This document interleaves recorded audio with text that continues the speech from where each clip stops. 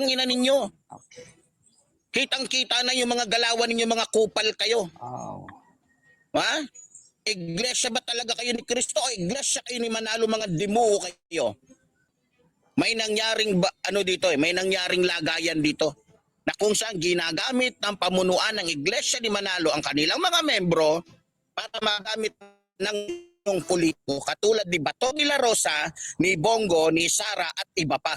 Lalong-lalo na ito ni Marcoleta na lumuluwa na yung mata sa pagiging kupal.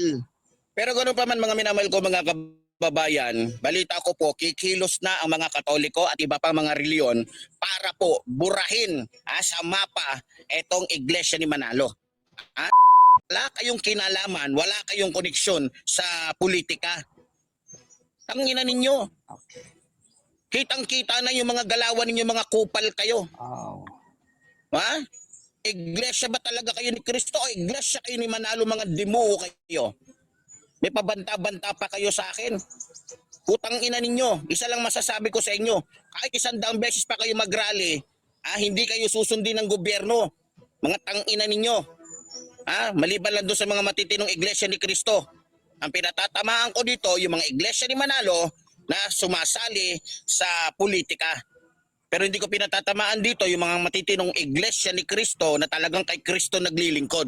Malinaw yan Pero, ulitin ko, ang titira ko rin dito yung mismong pinuno ng iglesia ni Kristo na malademonyo yung pag-iisip, di puta ka, mongoloid ka.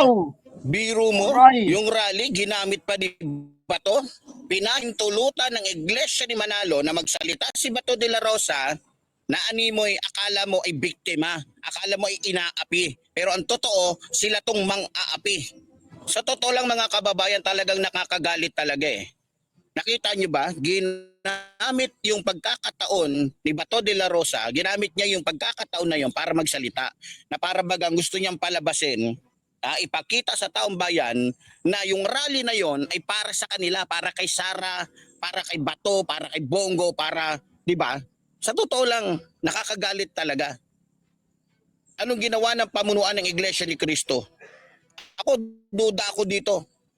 May nangyaring may nangyaring lagayan dito na kung saan ginagamit ng pamunuan ng Iglesia ni Manalo ang kanilang mga membro para magamit ng yung politiko katulad ni Bato de la Rosa, ni Bongo, ni Sara at iba pa.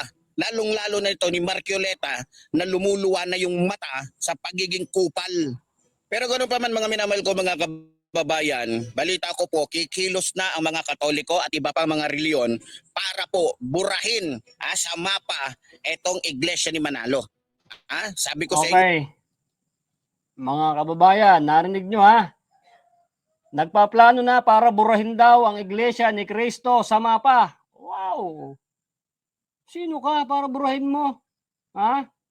Kahit magtulong-tulong pa kayo, hindi nyo kayang burahin ang iglesia ni Kristo. Dahil yung iglesia ni Kristo ay sa Diyos. Hindi para sa katulad mo demonyo. Okay? Dati nga, ito kwento ko sa iyo, Epifanio Labrador.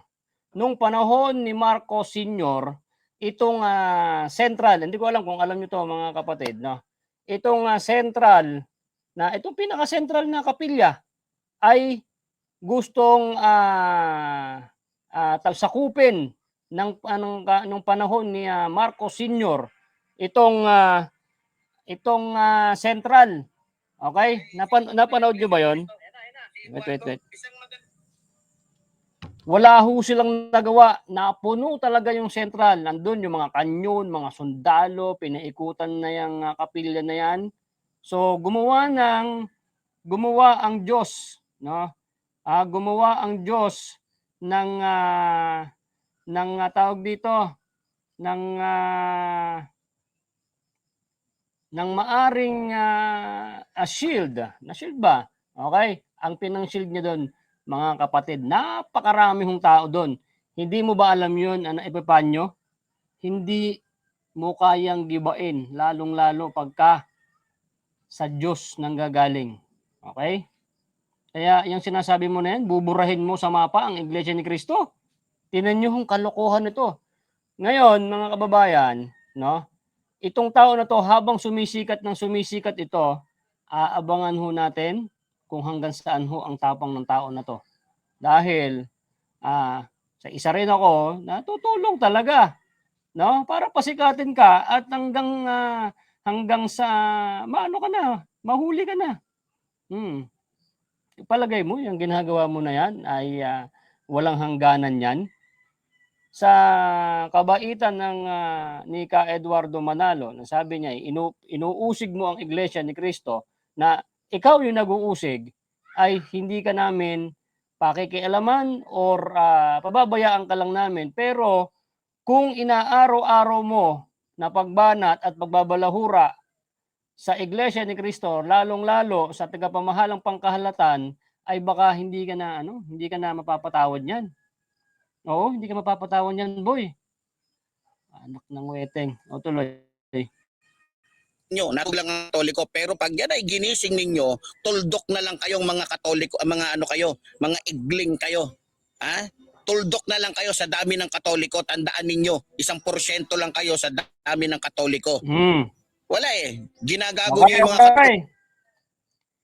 Bibigyan kita ng sample. Epaypanyo Labrador. Katuldok man ang Iglesia ni Cristo sa inyo na mga Katoliko. Marami tayong mga kaibigan ng mga Katoliko at hindi naman binababoy ang Iglesia ni Cristo. Ikaw lang. Okay?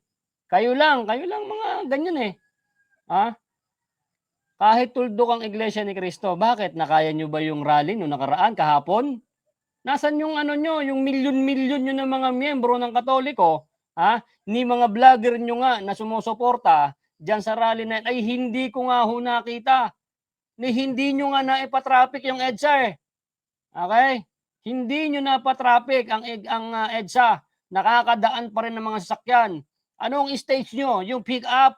Kala ko ba marami kayong pera? Marami kayo, milyon-milyon kayo. Nasaan yung mga pare na dapat tutulong sa pagrarally na yan para ma-impeach si Vice President? Nasaan? Nasaan yung sinasabi nyo people's power? Baka kili-kili power yung sinasabi mo. Tapos sasabihin mo, buburahin mo ang Iglesia ni Cristo at ay pinagbabalakan ng burahin? Wow. Malupit ka talaga, men. Yung ibang mga regla, nakala nyo talaga kayo na yung pinakamalakas. Malakas lang kayong manloko, malakas lang kayong mambudol, malakas lang kayo na kulto kayo dahil pera-perang labanan ninyo dyan. Alam nyo, sa totoo lang, kumpirmado po na talagang binigyan po ng bilyon-bilyon ng mga kalaban natin ito pong pamunuan po ng Iglesia ni Cristo. Kaya po, kung hindi ba naman baliw to tao na to eh, no? Satanas to eh. Uulitin ko ba sa'yo? Sa kukuha ng bilyon-bilyon, sino magbibigay ng bilyon? Si Sir Kong Marcoleta? Si Senator Bato de la Rosa? Buti kung may bilyon yan. Palagay mo mayroong bilyon si Kong Marcoleta? At kahit meron pa silang bilyon na ibibigay sa Iglesia ni Cristo, hindi yan tatanggapin. Nakakakilabot lang at sobrang nakakasar sa'yo ang mga miyembro ng Iglesia ni Cristo dahil sa pagsasalita mo ng ganyan. Nasabi mo, nabayaran, bayad yung mga yan. Magkano? Bilyon-bilyon binayad sa inyo? Aray. So yan. Yan po si Epifanio Labrador. Ang tirador ng Iglesia ni Cristo na sobrang napakatapang. Ay, sis. Tinan nyo pala mga kababayan. Tinan nyo Tinan nyo to ano pala to? Kaya pala martial arts pala ata to eh. Tinan nyo Ayan tinan nyo. Ayun to. Yan naka-uniforme. Black belter. Black belter. Black belter ka pala, boss. Matapang. Oo, matapang pala yan mga kababayan. Mahirap tong kalaban. Kita nyo, black belter pala siya. Black belter. Dito mo, ayun naka-uniforme Gusto ko rin ba ng iglesia? Manoy, bakit? Di ba? Matapang siya, black belter po siya mga kababayan. Kaya ganyan po siya katapang magsalita kahit daw milyon pa ang miyembro ng Iglesia ni Cristo, hindi siya natatakot. Kasi ayun po, black belter po siya. Ganun pala yun. O ganito, nagsagawa agad sila na animoy peace rally kuno. pero ang totoo, pamumulitika pala. Ha? Biro mo. Buti sana kung magaganda yung sinabi ni Marculeta. Hindi. Puro patama, puro paninira sa Quadcom. Ha? Yan ba yung peace rally ng iglesia ni Manalo? Sa totoo lang mga kababayan, hindi na po ako magtataka kung bakit napakayaman ng iglesia ni Cristo o iglesia ni Manalo. Kasi nga, pera-pera ang labanan dyan. Kahit masama. Oh, wait lang. Baka sabihin nyo naman, hindi tayo namamansin. Ito, may nakita tayong komento ni Florencia Toledo. Oh, Sir Toledo, Florencia, bakit kayo magagalit mga ANC? Masakit ba? Wala kasi kayong paninindigan. Sabi, peace rally, bakit may makapasok na politiko at tinira AP ang Quadcom bayad pala. Okay? Ito naman ang sagot ko sa iyo, Florencia Toledo. Okay? Ba't marunong pa po kayo doon sa nagpamahala at na nagbuo ng peace rally na yan? Hindi lang si Kong Marcoleta ang nagpasaling, pati yung isa sa pinakamataas din na tagapamahala, yung nagsalita doon. Kita nyo? Nagsalita din siya. Oh. Tapos si Kong Marcoleta lang. Ang sinabi lang ni Kong Marcoleta, okay, syempre dinadala ng iglesia yan eh. Ano magagawa nyo? Pamumuliti ko ba yun? Pamumuliti ka? Kahit magsalita siya doon, ay walang kasaming problema yon kasi ang sinabi niya lang talaga totoo naman. Bakit yung Quadcom na yan? Ba't kailangan nyo kasi impeach? Kasi nga, ang usapan na yan, wag i-impeach si Vice President. Yun yung isa sa pinaka ano dun yung pinaka highlights ng rally. Okay? Para wag i-impeach. Ngayon, bakit nyo i-impeach tong si Vice President dyan sa may Quadcom? Dapat i-ano nyo yan, idaan sa tamang proseso, hindi dyan sa Quadcom. Ikasuhan nyo, ipag-usapan sa mismong talagang korte. Kasi nga nagiging korte nga po itong Quadcom. Wala ho silang karapatan, hindi po sila mga abogado, hindi sila mga piskal, hindi sila taga-pukpok ng ganon. Kung hindi naman kami mga bobo eh. Sabi nga ng isang tagapamahala diyan ng peace rally na yan, no? Hindi kami mga bobo. Itong mga Quadcom, ay kahit ikaw mag-isip eh. Tanungin mo nga mga congressman, sila yung mga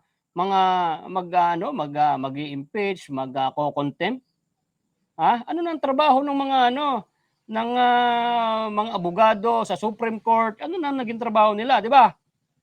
Diyos ko po. Saka napakasimple lang naman ng patama na yun.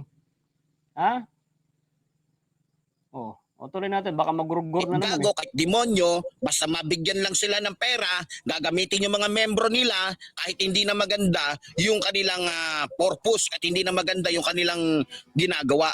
Biro mo, napakatanga ng mga iglesia ni Manalo. Di ba? Peace rally, tapos pinagsalita yung kalaban ng ating gobyerno. Pero ganun pa man, ayokong lahatin. Kasi balita ko, may ilang mga iglesia ni Cristo na nung nagsalita itong si Marcoleta ay nagsialis at nadismaya talaga. Tulad po ng sinabi ko, sino ba namang hindi madidismaya? Peace rally, may mga politikong nagsalita, tapos yung mga sinasabi hindi na related doon sa kanilang sinasagawang peace rally. Di ba? Panggagagong nga Hindi na tayo magtaka talagang gago itong iglesia ni Manalo. Sa totoo lang mga kababayan, kung kikilos lahat ng reliyon sa ating bansa para turuan ng leksyon itong iglesia ni Manalo, ukuyugin to. Walang magagawa ito dahil tuldok lang to sa dami ng Katoliko, tuldok sa dami ng mga Muslim, tuldok lang to sa dami ng mga born again. Ito lang ang gusto ko sabihin sa mga iglesia ni Manalo. Reliyon kayo. Sa Diyos kayo maglingkod. Dapat yung inyong mga kilos ginagawa, merong involvement o merong connection sa paglilingkod sa Diyos. Mga putang ina ninyo. Magkano binayad sa inyo ni Bato de la Rosa? Akala ninyo hindi namin alam? Akala ninyo hanggang ngayon itatanggi pa. So alam daw talaga nila na nabayaran ng Iglesia ni Cristo. Maglabas ka ng ebidensya. Okay? Kung sabi mo na binayaran ng Iglesia ni Cristo, masan yung ebidensya mo?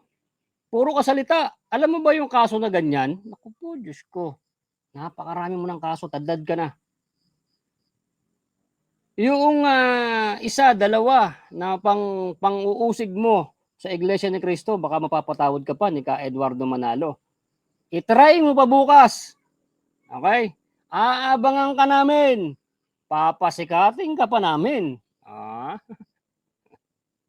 Sir, ano ba ang YouTube channel nitong hinayupak na tong gaging itao na to? Small YouTuber lang ako pero babanatan ko to. O sige, banatan mo yan. Kuya Bobby M. Duterte, Dieter Sahan. Epepanyo Labrador. Sige, banatan mo. Mas maraming babanat dyan para mas sumikat yan.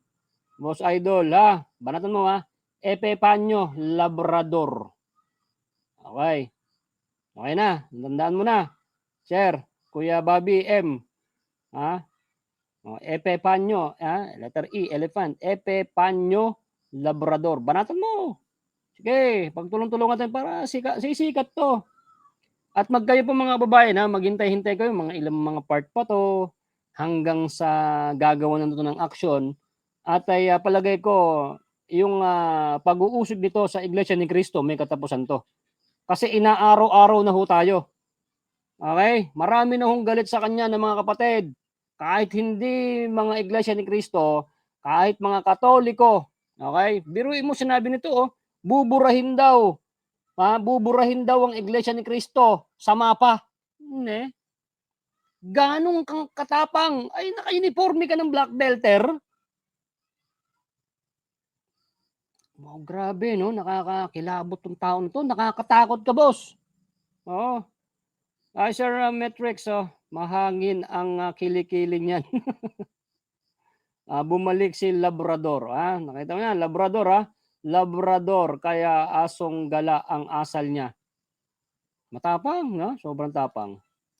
Paninyon, hindi kayo tumatanggap ng pera, mga diputa, imposible yan. Sa pagmumukha pa lang ni Manalo Sa pagmumukha pa lang ng pamunuan ng Iglesia ni Manalo. Mga mukhang pera kayo, mga demonyo kayo, mga hayop kayo, mga diputa kayo. Maliban lang doon sa mga matitinong Iglesia ni Cristo na mayroong pagkakakilala talaga o pagkatakot sa Diyos na lumika ng langit at lupa. Hindi ko nilalahat Tamaan. Tamaan na ang matamaan sa sinasabi ko. Pero lilinawin ko, hindi ko nilalahat. Pero kung tatanungin nyo kung tinitira ko dito yung pamunuan ng Iglesia ni Cristo, yes. Dahil hindi mangyayari yung mga yon kung hindi pinahintulutan ng leader ng Iglesia ni Manalo. Sa totoo lang, ayusin ninyo, masyado na kayong umaabuso, masyado na kayong nagiging mayabang. Akala niyo kung sino na kayo, nagiging diktador na kayo, mga diputa kayo. Meron pa kayong pabanta-banta sa akin, mga diputa kayo. Tingnan niyo yung mga message sa akin, mga kababayan, ng mga membro ng Iglesia ni Manalo. Ang dami, puro pananakot. Dapat po, kung akong tatanungin, turuan ng leksyon itong Iglesia ni Manalo. Pugutan ng ulo lahat ng mga leader dyan. Sa totoo lang, para sa akin. Sabi pa niya, pugutan daw ng ulo ang mga leader. Pugutan ng ulo? Wow. Boss, baka mauna ka dyan. Baka mauna ka mapugutan. Ba't mo pupugutan yung si Ka Eduardo Manalo? Dapat pugutan, sabi niyo. Wag ka, boss.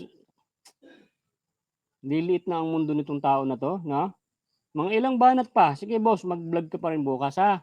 Kami, medyo nagpapasensya pa kami. Kung gusto mo, itong susunod na vlog mo, manghingi ka ng sorry sa Iglesia ni Cristo, kay Ka Eduardo Manalo, manghingi ka ng sorry, hindi na mauulit, buburahin mo na yung mga vlog mo na yan, baka pagbigyan ka pa namin. Pero itong susunod na pangatlo, pag bumanat ka pang pangatlo sa Iglesia ni Cristo, baka magsisi ka na. Okay? Saan ka ba nakatira? Sa Pilipinas ka nakatira. Marami ka bang pera? Marami ka bang pang-abogado? Naka-uniforme ka ng pang-black belter. Mukha kang security guard, Anak ng wedding ka, kahit ilang milyon pa ang membro ng iglesia, hindi kang tatakot. Ay, nakakagigil. Pungal na itong tao na okay na sana May mga kaibigan na ako sa Iglesia ni Cristo. Muntik nyo na akong paniwalain na totoo kayo. Umaattend na nga ako nakikinig na nga ako sa ano nyo Pero sa pinakita Ma'am ninyo Delia, katarantaduhan, Pineda, shout out. kagaguhan, mga diputa kayo kaya hindi na ako magtataka kung bakit taon-taon, daan-daan, libo-libong mga membro ninyo ang tumitiwalag na sa inyo. Dahil ganun kayo ka mga gago. Ang bilis yung mag-recruit kasi dinadaan nyo sa ganda ng simbahan. Pero ang tanong, maganda ba yung gawain ninyo mga diputa kayo? Maganda lang simbahan ninyo, mga damit ninyo. Maganda lang yung aral ninyo, pero ang tanong, ginagawa nyo ba? Parang kayo yata yung nakasulat sa Biblia Nagagamitin ng dyablo, isang reliyon, nagagamitin ng dyablo para Aray. kontrolin yung panggobyerno, para mahirapan ng taong bayan. Sakit Tarantado kayo. Lalong-lalo ka na, Eduardo Ouch. Manalo. Mukha kang mongoloid. Napakahambog ninyo. Porket ba sinasabi sa balita, ma-impluensyang reliyon. Diputa kayo, kaya lang naman kayo nagiging ma-impluensya dahil utang ina ninyo kung di ko pa alam. Ginagamit ninyong reliyon ninyo. Ginagamit ninyo sa pamumulitika. Kunyari pa kayo, mga hudas kayo, ay nakikinabang yung leader ninyo, ang nakikinabang yung reliyon ninyo mula sa pera ng mga politiko na gustong humingi ng boto ninyo mga diputa kayo. Sakit. O tingnan nyo, dahil sa sobrang galing ninyo, ilang presidente na ang sinuportahan ninyo na na-impeach dahil mga magnanakaw lahat. Meron ba kayong sinuportahan na hindi mga mandarambong? Halos lahat ng sinuportahan ninyo, puro mga mandarambong, mga manloloko, mga traidor sa bayan ng bansang ito. Gagaling ninyo. Pinipili namin yung mabuting mga politiko. Ay, meron sabi ni si Ma'am Delia Pineda, may video na nakikiusap yan na patawarin na siya at humihingi na daw siya ng tawad. Wala po. Sana nandito sa kanyang YouTube. Wala po, ma'am. Epepanyo. Asan? 18 hours. 18 hours. Wala naman po, ma'am. Pensya na po, medyo madilim na rito sa amin, Wala.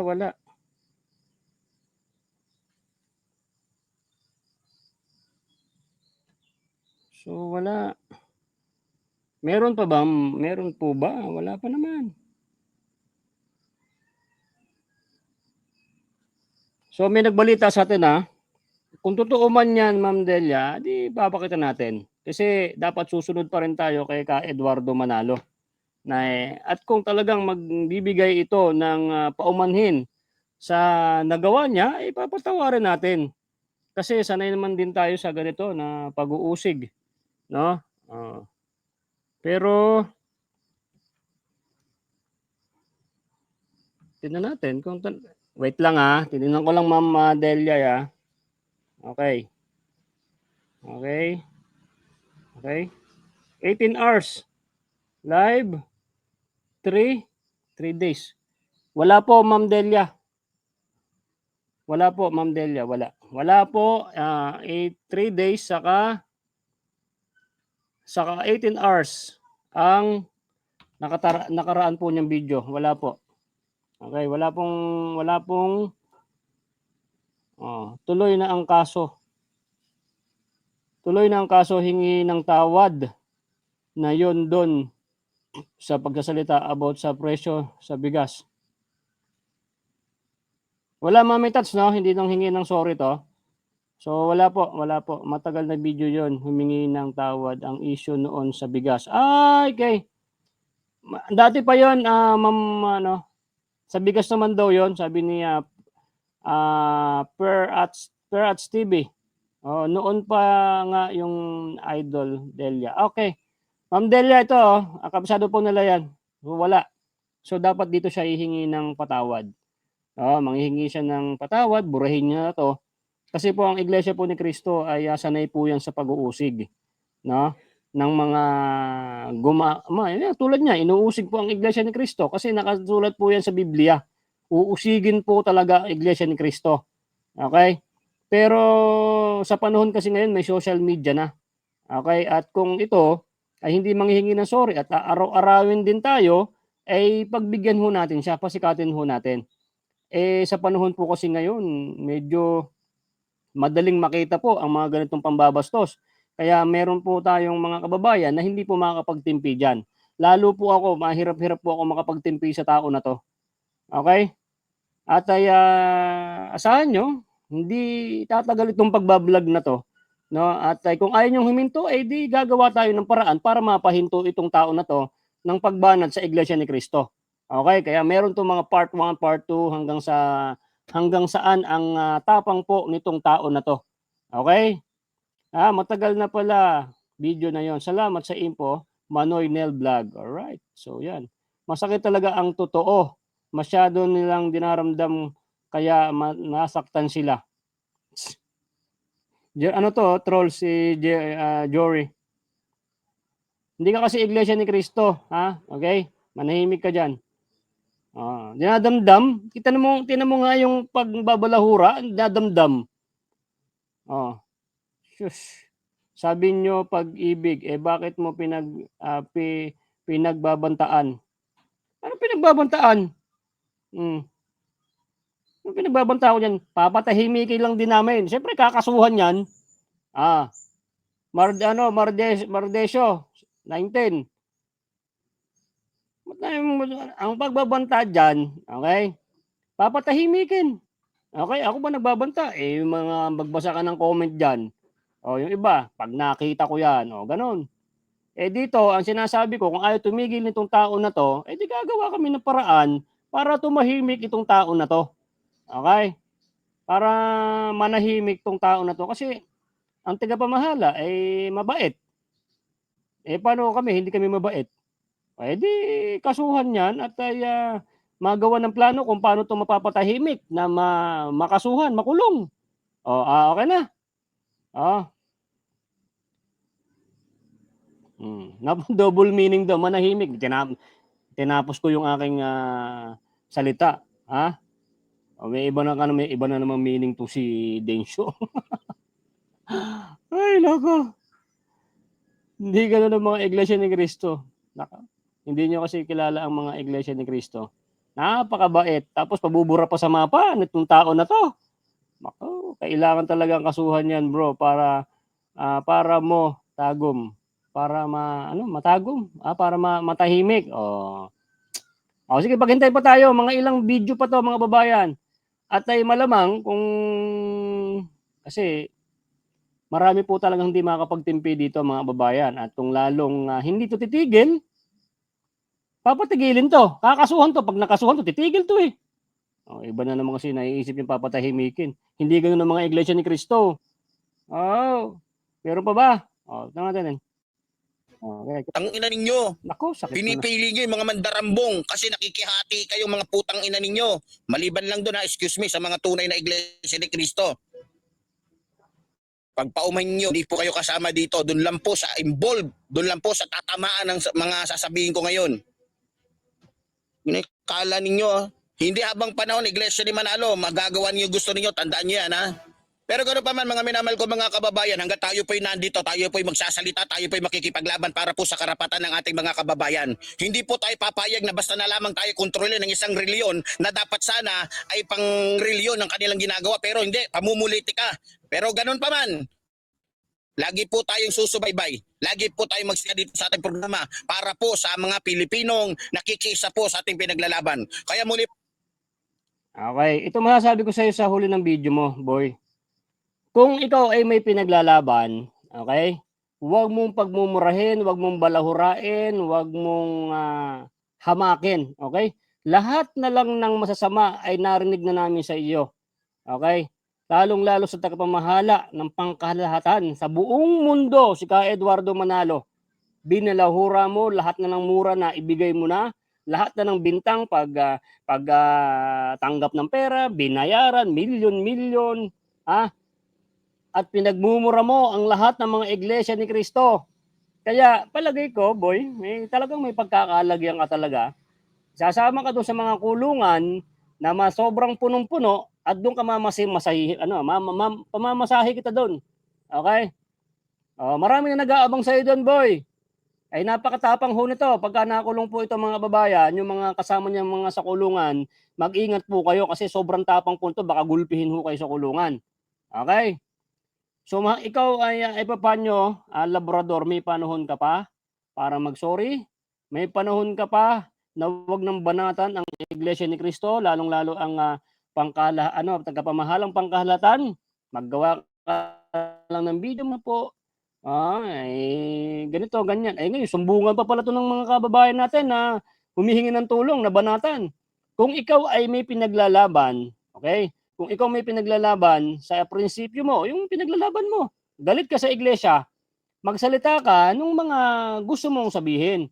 Diba? Tama ako? Yung hindi ka nang babalahura, hindi ka nang minumura. Okay? Hindi yung ganyan.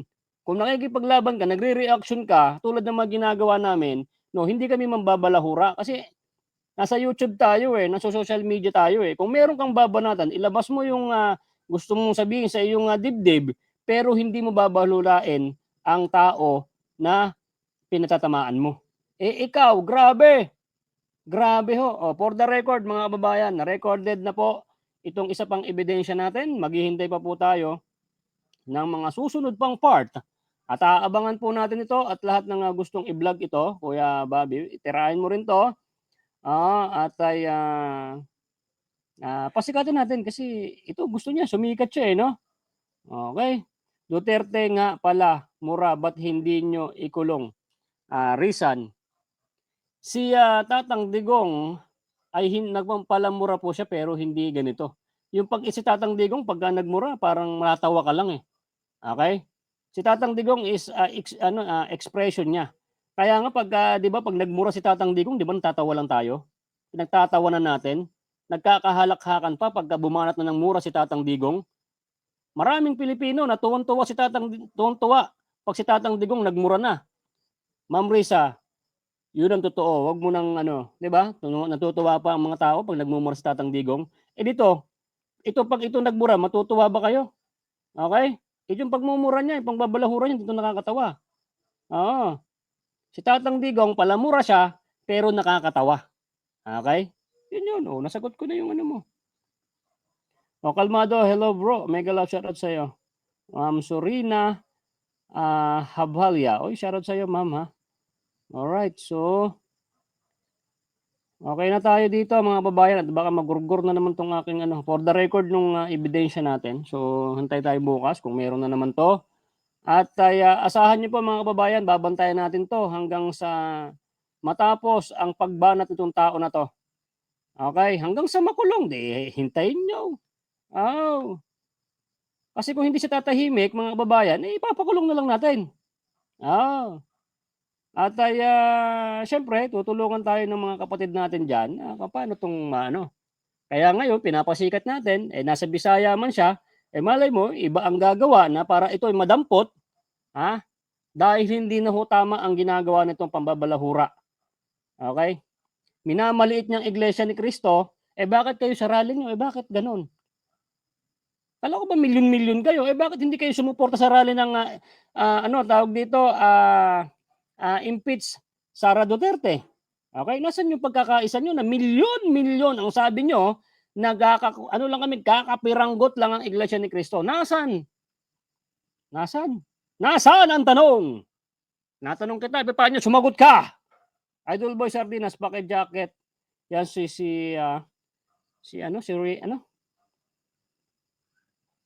paano sumagot ka? Sabi ko sa iyo, sumagot ka. Ba't tayo mo sumagot, ha? Asan yung natapos na yung rally nila mga kababayan. Yung sabi nilang, People's Power!